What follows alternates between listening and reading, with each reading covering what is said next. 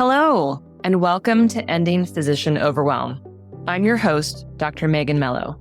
I'm a family and obesity medicine physician, as well as a certified life coach for physicians. In this podcast, we talk about how the learned habits of people-pleasing, perfectionism, and a lack of boundaries show up in our lives and how they contribute to burnout, exhaustion, and overwhelm. The healthcare system is broken, my friends, but let's not wait for it to be fixed in order to feel better. Not only can we reduce telomere damage, we can increase the number of telomeres that are on our chromosomes by having a heavily plant-based diet. Can we outrun death by eating a more heavily plant-based diet? No. Will we automatically feel magically so much less stressed and, in love with spending more time on Epic? No. But when we are taking these steps, right, and incorporating more leafy green vegetables, there is literal improvement in our physiology. There is antioxidant benefit. There is lengthening of telomere. There is improved immune function and improved oxygen delivery to our tissues. Hello, my friends, and welcome back to the show. This week, I am really excited to kick off week 2 of our 10-week recharge challenge. Now, if you have no idea what I'm talking about, you're going to want to catch episode 200, which came out on October 28th. We have 10 weeks left in 2025. Well, I guess we're down to 9. This year has been a tough year for me. It may have been a tough year for you. I think it's been a tough year for lots of humans. That's not unique to those of us in healthcare, but it's not unique to us as well. And my hope is that you will join me in ending this year in a better place than we are now. We are going to be dripping in some intentional stress reduction so that when we hit the new year, right, when magically it changes to 2026, we are in a better place. Not because we have magically left our job and gone and gotten the barista job that so many of us fantasize about, but because we are taking better care of ourselves. And this week we are talking about eating your damn greens. So let's get started. Now, why are we talking about this? So last week in our kickoff, we covered an intentional practice called Yoga Nidra. That is a sleep meditation that has benefits in terms of helping to reduce our cortisol levels, help to reduce inflammation, help to promote deep restfulness. I don't know who amongst us doesn't want a better sense of deeply restedness, right? We absolutely want, need, and deserve that. Today, we're focusing on a different habit that we can start to incorporate more, and that is to help our cellular physiology from the inside. Now, I am not going to be suggesting that you go eat a pile of spinach and you're automatically going to feel better. I wish, but that's not exactly how that works. Unless you are a big spinach fanatic. I don't know, maybe that's you do you. No judgment there. But I want to talk about how we can intentionally be taking care of ourselves in a better way. And that's going to include not only the practices such as Yoga Nidra or other sort of beneficial sort of stress reduction practices, but also taking care of our bodies on the inside. I am a physician with a body. You are a physician with a body, right? And I take care of many physicians in my practice. And my friends, we struggle with all the same kinds of bodily challenges that everybody else experiences, right? Our bodies age, our bodies have hormone fluctuations, right? We can develop insulin resistance and diabetes. We can struggle with our immune system and function, all of these things. And although we would like to think, right, that we are immune to these challenges, we are not. And because we are chronically not taking care of ourselves, not getting adequate sleep, not getting adequate nutrition because we have been taught to put everyone else first, we are ignoring very important parts of our health, and that leads to consequences.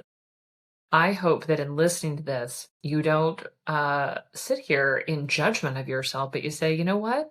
You're right.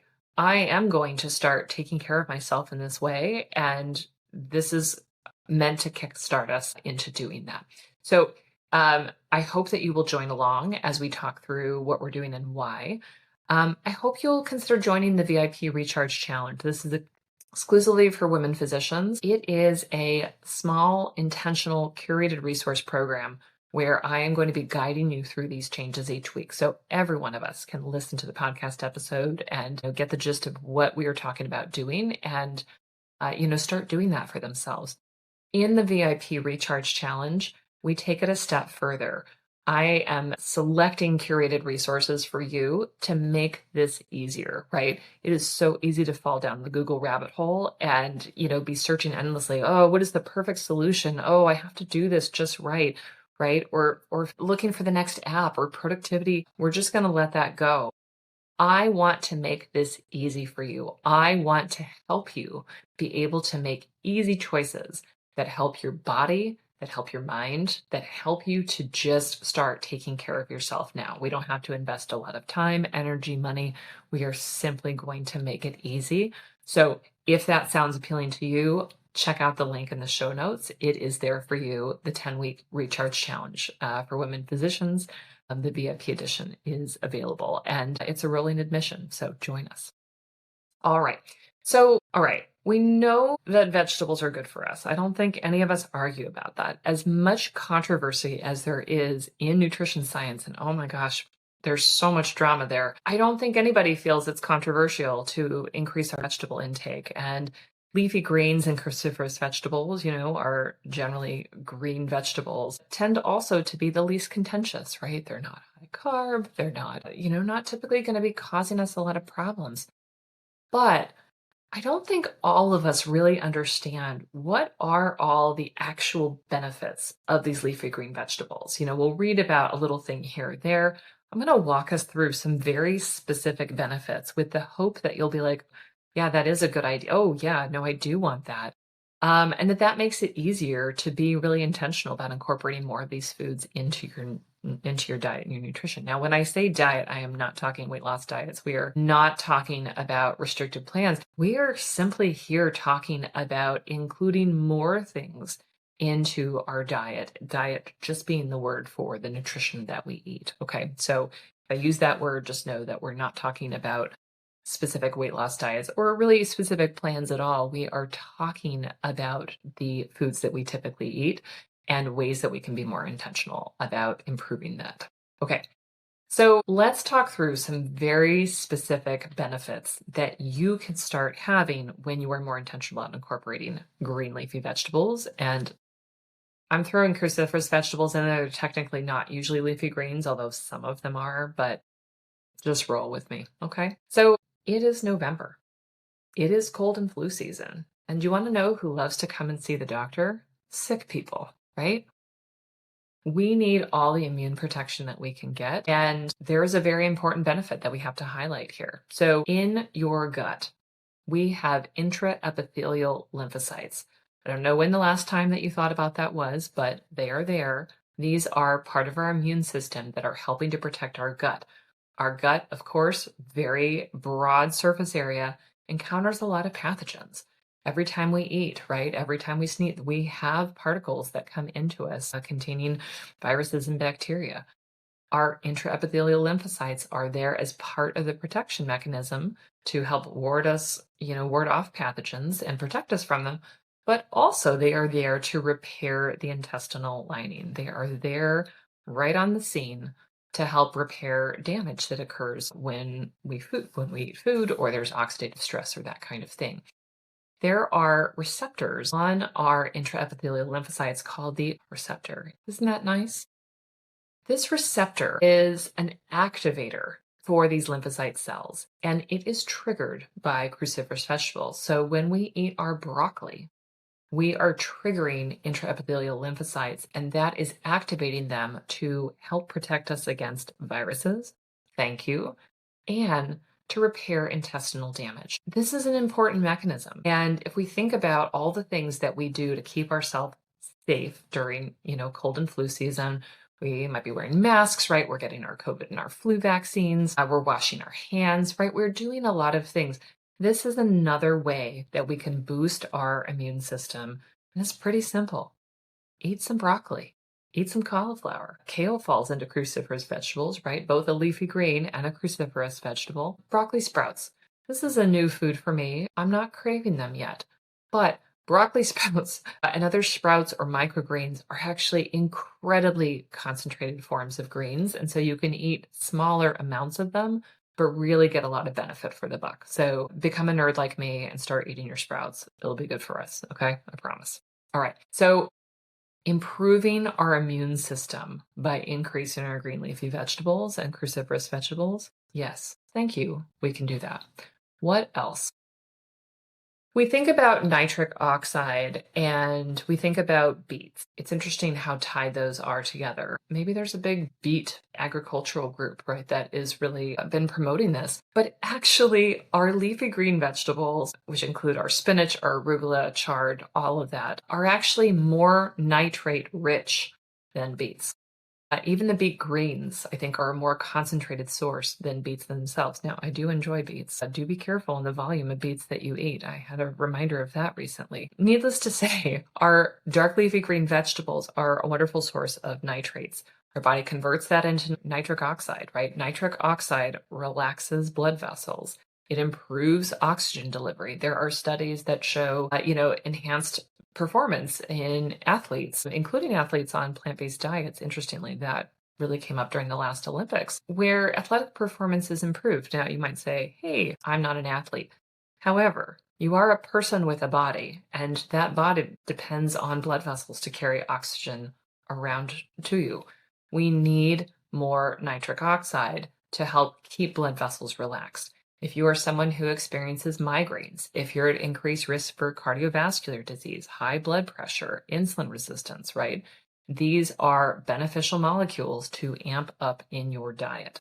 So when we eat more dark leafy green vegetables, we reduce blood pressure, we improve oxygen delivery, we improve vascular aging. And this is so important for all of the things that we care about. We might think immediately of the heart with that. I know nitric oxide, of course, makes us also think about erectile tissues and how important that is. It's not just men. It is all of us. We all have erectile tissue, and nitric oxide will help them to function better. That is important. But also helping to improve blood flow to the other organs that we care about, our brains, our kidneys, right? These are parts of our body that all need more support.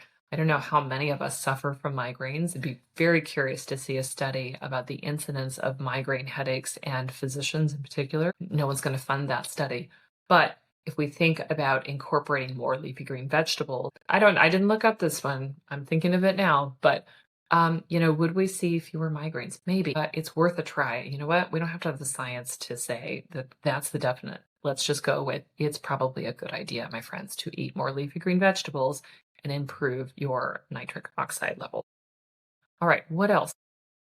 We talked last week, again, go back to episode 200. 200, I can't believe we're at 200 episodes now. 200 on October 28th, where I talked about yoga nidra and I talked about telomeres. Now, telomeres are the end caps on our chromosomes that are present in all of our cells, and telomeres help to protect our chromosomes from DNA damage during replication. The longer the telomeres are, the less aging we have. And there are a few things that have been shown to enhance stumbling over my words here. Telomerase activity. Now, telomerase is the enzyme that helps to repair telomeres as oxidative stress occurs to the DNA. So when we enhance telomerase activity, telomeres can actually grow, which is actually, if you walk through it, it is actually reversing and reducing cellular aging. So preserving the telomeres is one thing, but actually lengthening telomeres is something else. And there are some things that have been shown to do it, including increased intake of leafy green vegetables. When we increase leafy green vegetables and have a more plant-based diet, even if we are not fully excluding animal protein, we will have improvements in telomerase. This has been demonstrated in studies that were done by Dr. Dean Ornish and Dr. Elizabeth Blackburn, who wrote the telomere effect with her co-author, Alyssa Appel. I've got the book right here on my desk. Not only can we reduce telomere damage, we can increase the number of telomeres that are on our chromosomes by having a heavily plant-based diet. So they did some experiments where they took initially a group of men, but then later studied it in women, and did a variety of different ways of teasing out like what was the actual benefit. So they had a weight loss group, they had an exercise group, they had a plant-based diet group, lots of different groups that they were looking at, and they were looking at the impact of these different things. The thing that made the difference consistently was a more heavily plant-based diet. So a more heavily plant-based diet that was rich in leafy green vegetables helped to actually lengthen telomere. This effect was not seen in the other groups. They did have weight loss specifically in the group that followed a more plant-based diet, and probably some other physiological effects, right? Probably reduced insulin resistance and some other things. But ultimately, they saw that telomeres were longer. And that effect actually persisted in future studies where they were not intentionally keeping people on those diets, but they were looking at them a number of years later, and some of those people had maintained a heavily plant-based diet, and their telomeres continued to grow. Can we outrun death by eating a more heavily plant-based diet? No. Will we automatically feel magically so much less stressed and in love with spending more time on Epic? No. But when we are taking these steps, right, and incorporating more leafy green vegetables, there is literal improvement in our physiology. There is antioxidant benefit. There is lengthening of telomeres. There is improved immune function, right, and improved oxygen delivery to our tissues, right? These are all amazing and important things. So very important reasons for us to incorporate more leafy green vegetables. Now, when you look at the amount of these foods that we're talking about, most of the time you're going to see intakes of leafy green vegetables, somewhere between half a cup of cooked leafy greens of some kind, or a cup of cooked broccoli, or something like that. Like I said, when we are looking at our sprouts and our microgreens, we have more concentrated forms. Eating a variety of cooked and uncooked also helps to change the way that we absorb those nutrients. And so it's good to have a variety. We don't have to go all one way or the other. I want to talk too about another important effect. So I gave you the caveat that we were not specifically talking about weight loss diets. However, there are some important metabolic effects that increasing your greens intake can actually help with. So greens also contain in the cell membrane molecules called thylakoids. I hadn't heard of it either, but thylakoids are these molecules that can help to bind to different components of the other foods that we eat. So specifically, when we eat a lot of green, these thylakoids will bind to lipase in our gut, and they will carry the lipase and bind it so that it cannot break down the fat.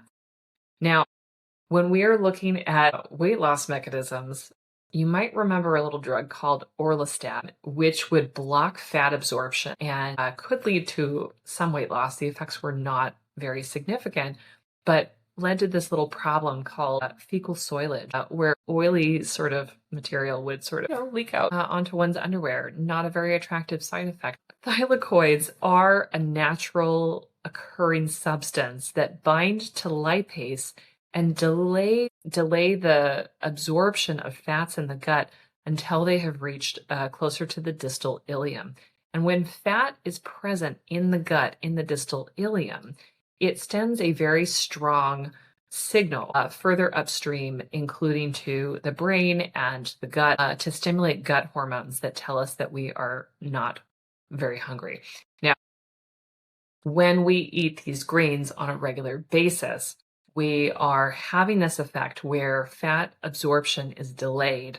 And this overall increases our circulating hormones of CCK and GLP-1, which helps to decrease our hunger in general. So eating more greens in particular tends to have the benefits of decreased hunger and also some benefits in terms of insulin resistance and metabolism.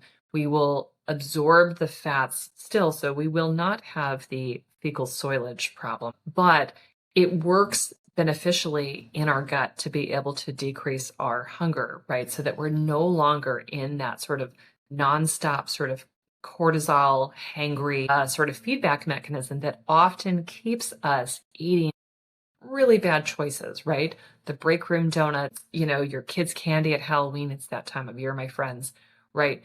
We want to intentionally feed ourselves more healthy foods that help to regulate our appetite so that we are interacting in a normal way with our food environment, right? That we can have appropriate levels of hunger and we can respond to them.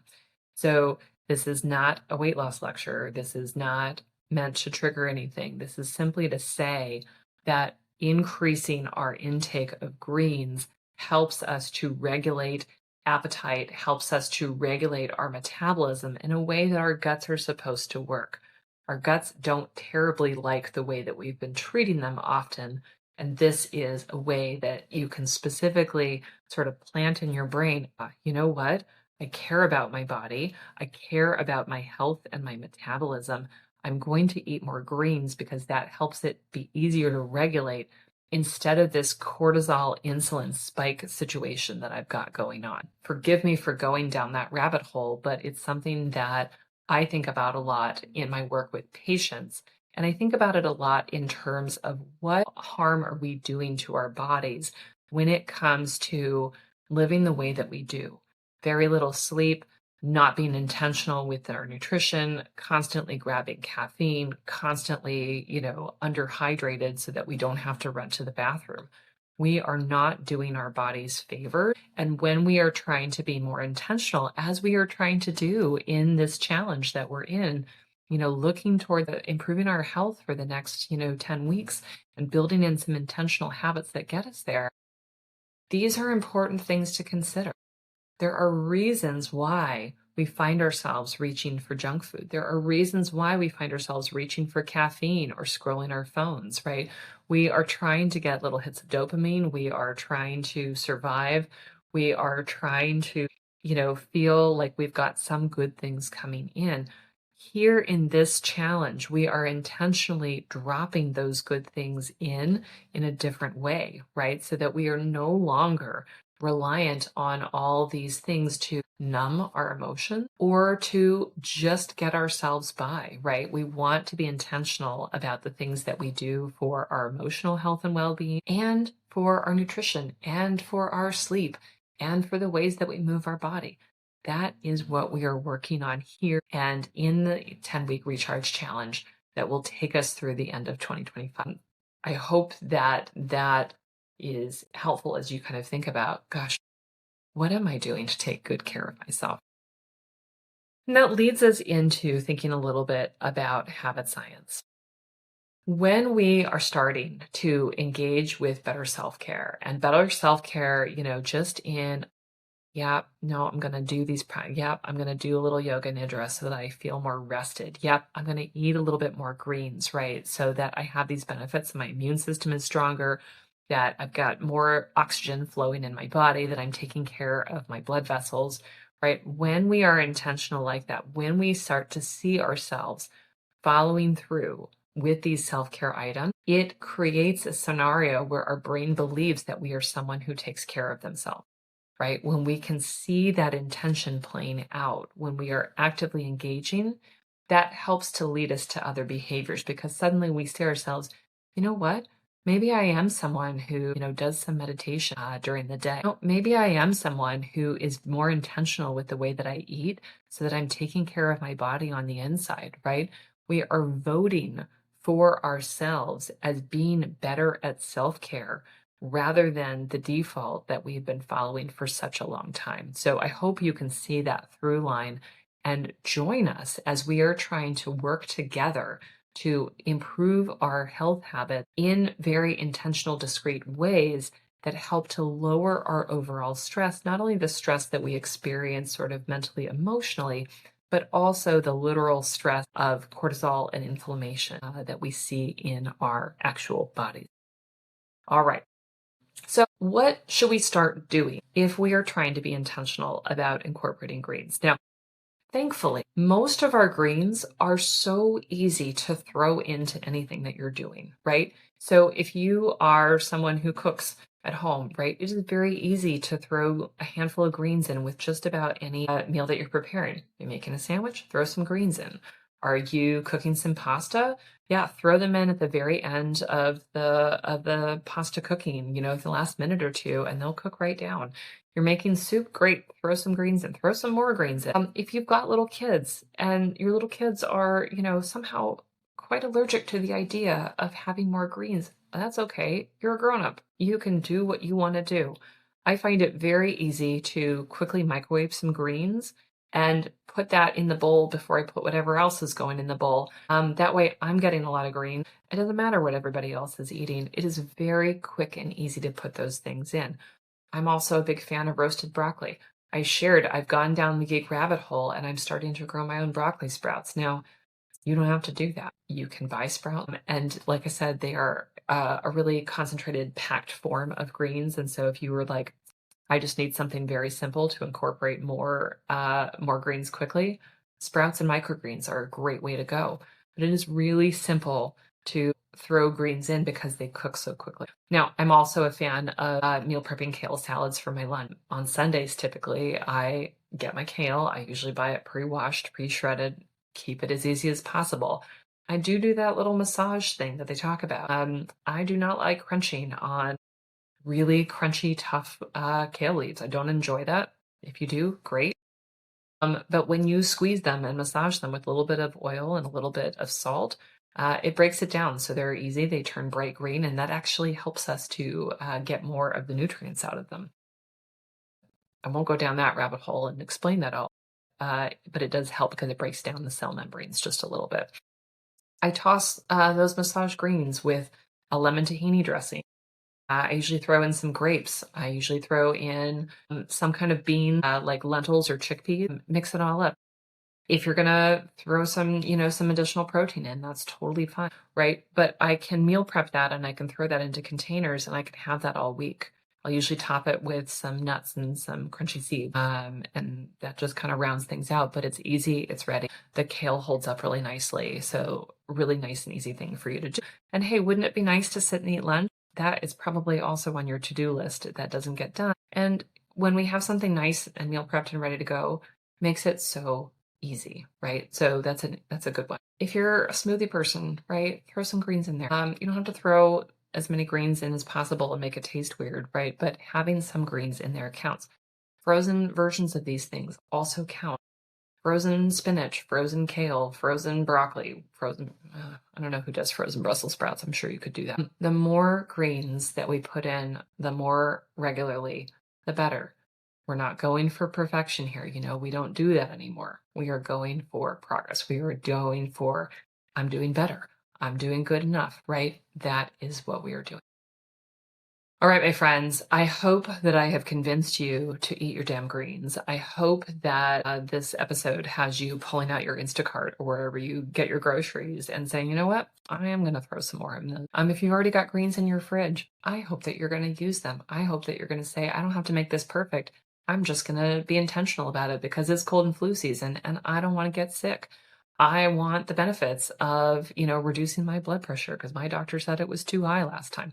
I hope that you will find something in here and see that when we are intentional about lowering our stress, we can be intentional about, the actual physiologic mechanisms as we are doing here. We can also be intentional about incorporating specific practices like yoga nidra into our day-to-day so that we help to feel less stressed from the inside out. This is your cue if you haven't already signed up for the VIP 10-week recharge challenge, and you will get resources delivered to you from me to you that help to make this even easier.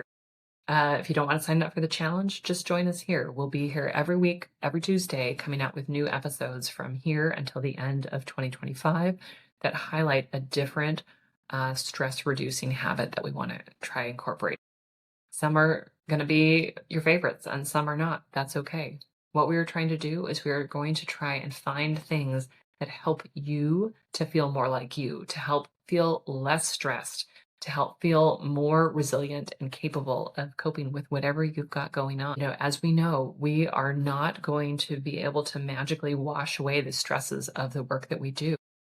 I don't think that is real. But what we can do is we can learn to take really good care of ourselves. We can see that our self-care is essential for us to be able to continue to take care of our patients, to continue to support our teams, to continue to take care of our loved ones at home, including our fur babies. We need to take great care of ourselves so that we are here for the long run. You deserve it. I deserve it. Let's do this together.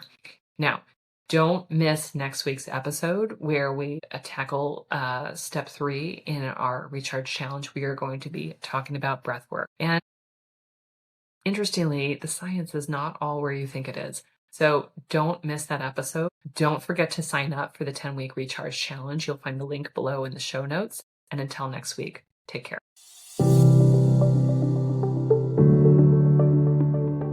Well, that's our show for today. Thank you as always for listening. To learn more about my coaching programs, head to www.healthierforgood.com. And if you love this podcast, please drop us a review on iTunes or support the show by clicking the link in the show notes. Until next time, take care.